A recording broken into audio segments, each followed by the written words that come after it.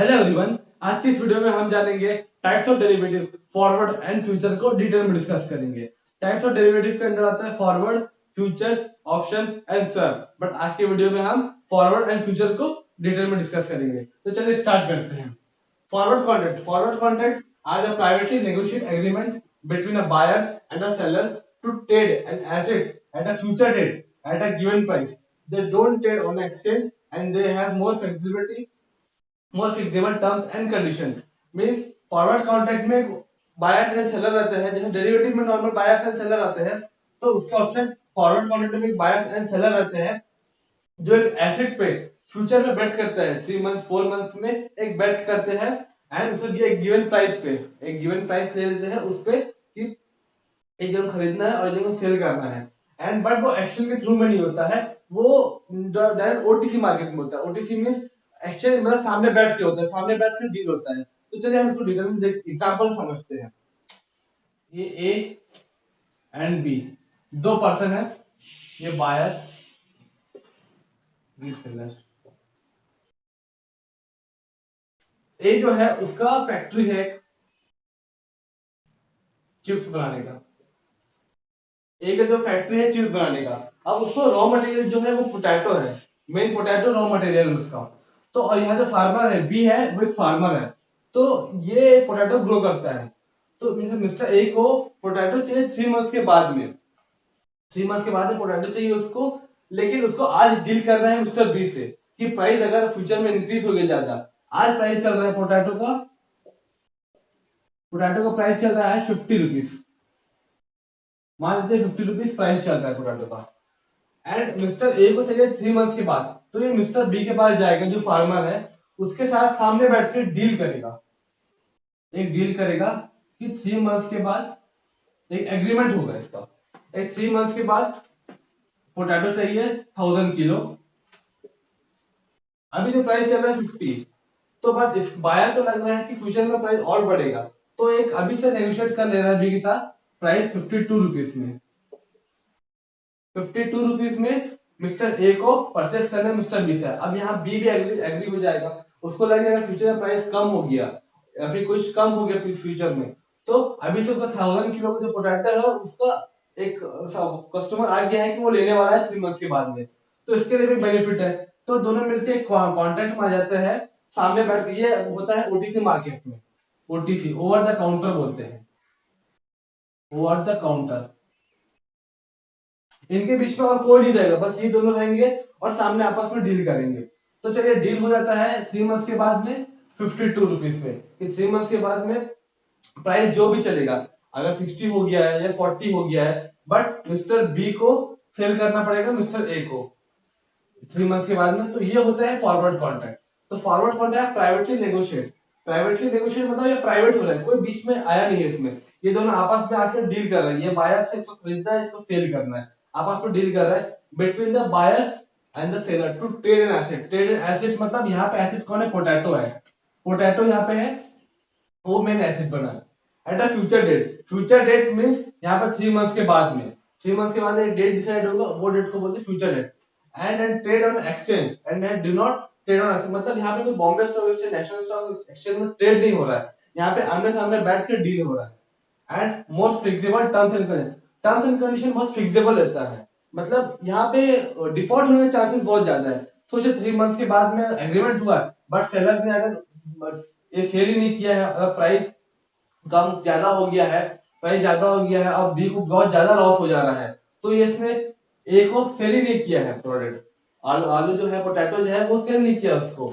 तो यहाँ पे कंडीशन है कि यहाँ पे लॉस होने के चांसेस है, सामने वाला पार्टी डिफॉल्ट कर जाए, या फिर जब बायर को अगर डाउन प्राइस अगर डाउन हो गया है, इसको अगर लॉस हो रहा है कि अगर सोच ले प्राइस अगर 40 चल गया है, फ्यूचर में 30 चल गया है, बट इसको 52 में खरीदना है, तो ये क्या बाय के इससे बाय नहीं करके किसी और से बाय कर देगा, तो ये भी एक डिफॉल्ट हो जाता है, कोई स्टैंडर्डाइज नहीं है यहाँ पे। तो इसको बोलते हैं फॉरवर्ड कॉन्ट्रैक्ट। तो ये होता है फॉरवर्ड कॉन्ट्रैक्ट कि एक आमने सामने बैठकर डील होता है और कोई एक्सचेंज बीच में नहीं रहता है। लेकिन यहाँ पे डिफॉल्ट होने के चांसेस ज्यादा है, सामने पार्टी अगर उसको लॉस हो रहा है तो वो पे नहीं करेगा या सेल नहीं करेगा, तो ये प्रॉब्लम आ जाता है। हम इसको डिफरेंट आगे देखेंगे अभी। चलिए अब ये समझ लीजिए फॉरवर्ड कॉन्ट्रैक्ट। अब हम फ्यूचर कॉन्ट्रैक्ट देखते हैं जो एक्सचेंज के बीच में डील होता है। Future contract involve agreeing to buy and sell an asset at a specific price. Buyer and seller रहते हैं, एक specific price decide होता है at a future date. Future date में the contract are mark to market daily, which means daily change are settled until the end of the contract.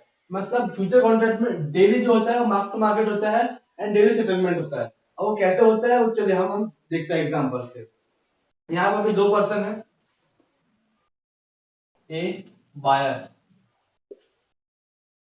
And B seller. अब देखिए यहाँ पे future contract में exchange list में आता है, exchange आता है Bombay stock exchange, national stock exchange, वो आता है एक्सचेंज। ये दोनों डील को देखेगा। अब सोचिए मिस्टर ए को कोई शेयर खरीदना है कंपनी का, एक्स वाई कंपनी का, टीसीएस कंपनी का शेयर खरीदना है। टीसीएस का, टीसीएस कंपनी का शेयर चल रहा है 50 रुपीज, मान लेते हैं एक शेयर का प्राइस चल रहा है 50 रुपीज। तो अब मिस्टर ए को लग रहा है कि प्राइस फ्यूचर में बढ़ेगा, टीसीएस का प्राइस 50 रुपीज से 60 रुपीज 70 रुपीज जाएगा। तो यहाँ पे मिस्टर ए टीसीएस कॉन्ट्रैक्ट में एक फ्यूचर बेट लगाता है, एक्सचेंज में एक फ्यूचर बेट लगाता है कि मैं 3 मंथ्स के बाद परचेस कर लूंगा टीसीएस के 100 शेयर, टीसीएस के 100 शेयर सेल परचेस करूंगा at the rate of 52 rupees में।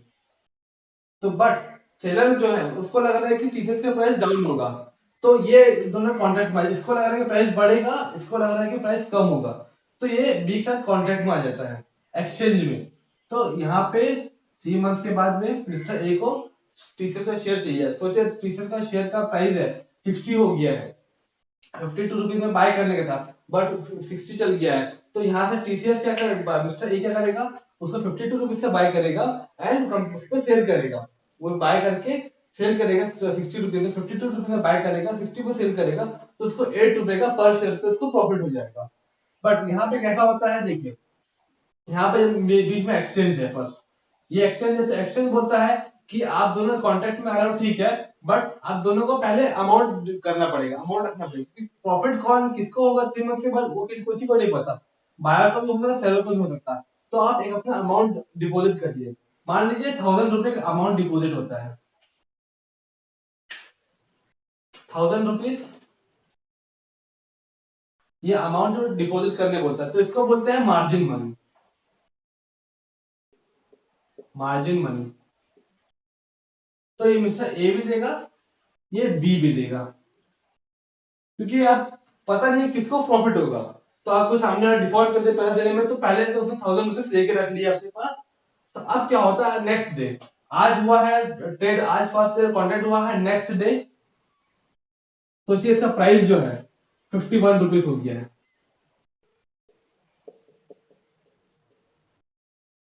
नेक्स्ट डे 51 रुपीज का प्राइस चल गया है।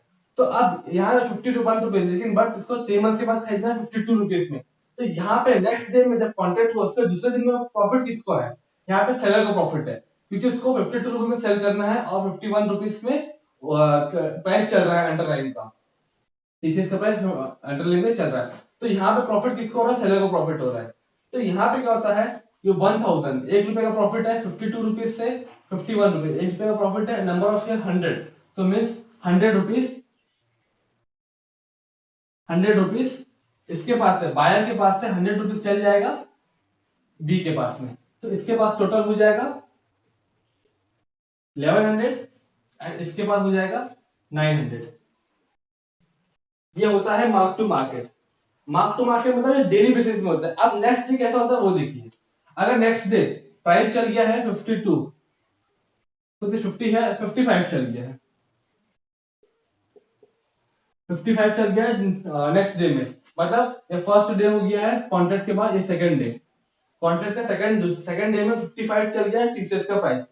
तो अब यहाँ पे क्या होता है, यहाँ पे फायदा किसको हो रहा है, बायर को फायदा हो रहा है, क्योंकि उसको 52 रुपीज में खरीदना है एंड सेलर को यहाँ पे लॉस हो रहा है, कितने का लॉस, 3 रुपीज का लॉस हो रहा है एंड नंबर ऑफ शेयर 100 है, तो 300 रुपए का लॉस हो रहा है। तो यहाँ पे 1000 रुपीज जो है इसके पास से चल जाएगा 300 रुपीज, या 300 रुपीज चल जाएगा मिस्टर बी के पास से मिस्टर ए, क्योंकि प्रॉफिट इसको हो रहा है। अब इसका पहले देखिए जो 900 रुपीज जो हो गया है, यहाँ एक्सचेंज बोलती है कि 1000 रुपीज आपको मार्जिन डिपोजिट रखना पड़ेगा। जब फर्स्ट डे में बायर को लॉस हुआ है 100 का, बी के पास गया है, तो इसको एक डिपॉजिट जमा करना पड़ेगा 100 रुपीज का, क्योंकि उसको मार्जिन 1000 रुपीज रखना ही पड़ेगा। जिसको लॉस हो रहा है उसको, अगर लॉस होने के बाद में पैसा जब डाउन हुआ तो उसको मार्जिन मार्जिन उसका डिपॉजिट करना ही पड़ेगा। तो यहाँ पे उसको 1000 करना पड़ेगा। ये आपका ये डिपॉजिट करेगा 100 रुपीज एंड 1000 रुपीज का प्राइस हो जाएगा इसके पास, मार्जिन मार्जिन टोटल हो गए 1000 रुपीज। अब नेक्स्ट डे जब 55 रुपीज प्राइस हुआ है और 3 रुपीज का प्रॉफिट जब मिस्टर ए को हुआ है, तो यहाँ से 300 रुपीज यहाँ पे आ जाएगा, तो यहाँ पे हो जाएगा 1300, और इसके पास हो जाएगा -300, तो 800। तो 800, अब इसको क्या है, ये 800 हो गया है। अब उसी दिन मिस्टर बी को 200 रुपीज डिपॉजिट करना पड़ेगा, क्योंकि इसको 1000 का लिमिट जो है एक्सचेंज को लिया 1000 रुपीज रखने के लिए, तो उसको रखना ही पड़ेगा अगर लॉस होने से भी। अभी नेक्स्ट ऐसा होगा, फिर नेक्स्ट जब प्राइस चलेगा थर्ड डे में, फिर थर्ड डे में जो प्राइस चलेगा उसमें जिसको प्रॉफिट होगा फिर उसके पैसा उसमें चल जाएगा। तो ऐसा करते करते करते करते 3 मंथ तक, 3 मंथ तक जाने के बाद में जिसको भी प्रॉफिट होगा, जिसको भी प्राइस प्रॉफिट जाएगा, उसके पास पैसा चल जाएगा। क्योंकि देखिए यहाँ पे जो बोला है शेयर खरीदने का, बट यहाँ पे शेयर ट्रेड नहीं होता है। मेन जो प्रॉफिट होता है मार्केट में प्रैक्टिकली, वो शेयर ट्रेड नहीं होता, वो सिर्फ पैसे को एक्सचेंज होता है। जिसको लॉस हुआ है वो उसको पैसा दे दिया सामने। ये नहीं कि 6 मंथ के बाद मिस्टर ए जो है बी से शेयर लिया है, फिर मार्केट में शेयर सेल करेगा, फिर उसको प्रॉफिट होगा, ऐसा नहीं होता है। 6 मंथ के बाद शेयर लेने का है, बट वो एक अंडरलाइन में बेट लगाया है 50 रुपीज है जो टीसीएस है, उसमें बेट लगाया है। बट जो प्रॉफिट होगा, अगर सोचते 3 मंथ के बाद ए को प्रॉफिट हुआ, तो जितना प्रॉफिट का अमाउंट है, जितना प्रॉफिट का अमाउंट है वो बी से ए को मिल जाएगा, और वहां पे डील कैंसिल हो जाएगा, वहां पे डील स्टॉप हो जाएगा, एंड हो जाएगा वहां पे। तो यहाँ पे शेयर लेने का प्रैक्टिकली वैसा नहीं होता है। तो ये जो है 3 मंथ तक चलेगा, इसको बोलते हैं मार्क टू मार्केट डेली। ये डेली बेसिस पे चलता है। मार्क टू, जिसको प्रॉफिट होगा उसके पास से उसको पैसा चल जाएगा, और बाकी जिसको लॉस हुआ है उसको मार्जिन मनी डिपॉजिट करके अपना एक अमाउंट फिक्स रखना ही पड़ेगा। तो ऐसा चलते चलते 3 मंथ के बाद में ये कॉन्ट्रैक्ट हो जाता है। तो अगर सोचे किसी को लॉस हो रहा है, यहाँ पे अगर मिस्टर बी को सोचे लॉस हो रहा है कंटिन्यूसली, मतलब 5 डेज 10 डेज लॉस होते चल जा रहा है, उसको पैसा डिपॉजिट करना पड़ रहा है, बट उसको लग रहा है ज्यादा लॉस हो जा रहा है। अगर वो अपना पैसा डिपॉजिट नहीं करेगा, जहां पर भी डिपॉजिट नहीं किया, तो उस टाइम तक वो कॉन्ट्रैक्ट एंड हो जाएगा। जिस दिन वो डिपॉजिट नहीं किया, 2-3 दिन हो गया, पैसा डिपॉजिट नहीं किया, मार्जिन डाउन हो गया, तो उस दिन तक कॉन्ट्रैक्ट एंड हो जाएगा, और पूरा प्रॉफिट चल जाएगा मिस्टर बी के पास। जब क्योंकि उसको मार्जिन मनी रखना पड़ेगा 1000 रुपीज। अगर जब तक वो मार्जिन मनी नहीं रखेगा, डाउन हो चल जा रहा है, उसने डिपॉजिट नहीं कर रहा है, तो पूरा पैसा चल जाएगा मिस्टर बी के पास में, और पूरा मिस्टर ए के पास में। और वो कॉन्ट्रैक्ट वो 1 मंथ हो गया, 1.5 मंथ हो गया, वहीं पर ही कैंसिल हो जाएगा, वहीं पर एंड हो जाएगा। तो ये होता है फ्यूचर कॉन्ट्रैक्ट। फ्यूचर में एक्सचेंज आता है बीच में, तो यहाँ पे डिफॉल्ट होने के चांसेस देंगे, सामने डिफॉल्ट कर दिया, क्योंकि उसको मार्जिन मनी रखना पड़ रहा है, 1000 में दोनों को रखना पड़ रहा है। तो यहाँ पे एक्सचेंज होता है, और फ्यूचर कॉन्ट्रैक्ट ऐसा वर्क करता है, कोई मतलब शेयर का लेन देन नहीं होता है, बट जो नेट प्रॉफिट है उसी प्रॉफिट का एक्सचेंज हो जाता है मार्केट में। तो चलिए हम इसको समझ गए अच्छे से फॉर फ्यूचर कॉन्ट्रैक्ट को। हम लास्ट में डिफरेंस देख लेते हैं, फॉरवर्ड एंड फ्यूचर में डिफरेंस क्या है करके, वो हम समझ लेते हैं। चलिए अब लास्ट हम देखते हैं, डिफरेंस देखते हैं forward contract and future contract का। पहले देखते हैं ट्रेडेड। फॉरवर्ड कॉन्ट्रैक्ट जो होता है ओवर द काउंटर होता है, and future contract on listing action. Over the counter देखिए, हम पोटैटो जो ए और बी सेल कर रहे थे, वो सामने बैठ के, एक दूसरे के सामने बैठ के, टेबल में बैठ के वो डील होता है, तो उसको बोलते हैं ओवर द काउंटर, आमने सामने फेस टू फेस डील होता है, तो उसको बोलते हैं ओवर द काउंटर। और यहाँ future contract on listing exchange, बस वहां पे तो देखिए हम लोग इसके फ्यूचर कॉन्ट्रैक्ट में Bombay stock exchange, national stock exchange, वो एक्सचेंज बीच में रहता है, बायर एंड सेलर के बीच में वो एक्सचेंज रहता है।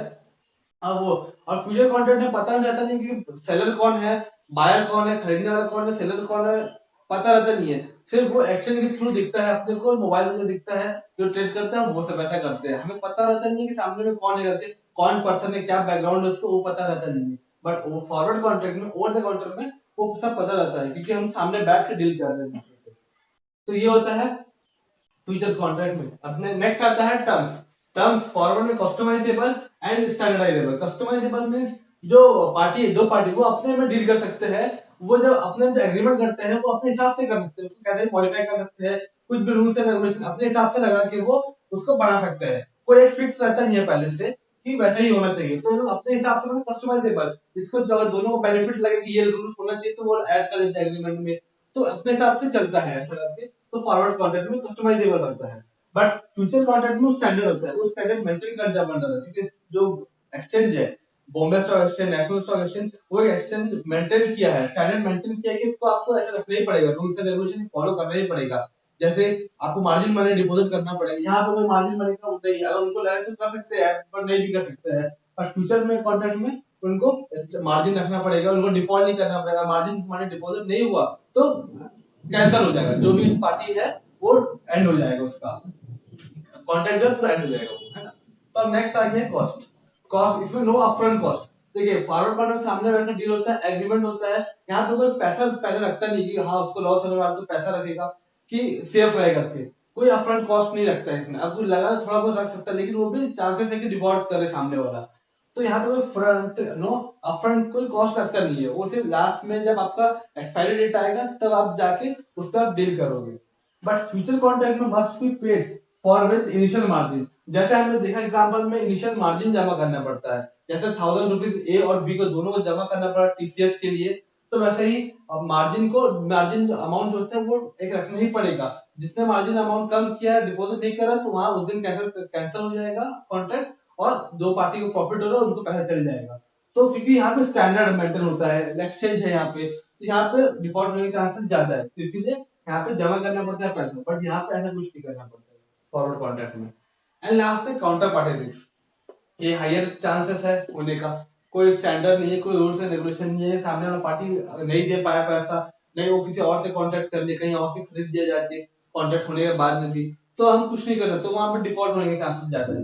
बट यहाँ पे डिफॉल्ट होने के चांसेस बिल्कुल नहीं है, यहाँ पे बहुत लो है, क्योंकि यहाँ पे अमाउंट जमा रहता है पहले से, आपको पहले से पैसा जमा करना पड़ेगा, तब आप उस पर ट्रेड ले पाओगे, तब आप एक्सपायरी डेट तक आप वेट कर पाओगे कि आपको प्रॉफिट हुआ कि लॉस हुआ।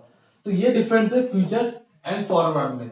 तो आज की वीडियो हम यही एंड करते हैं। आई होप आपको वीडियो अच्छा लगा होगा। फॉरवर्ड एंड फ्यूचर का जैसे डिटेल में डिस्कस किया है। नेक्स्ट वीडियो में हम ऑप्शन देखेंगे, फिर स्वैप देखेंगे।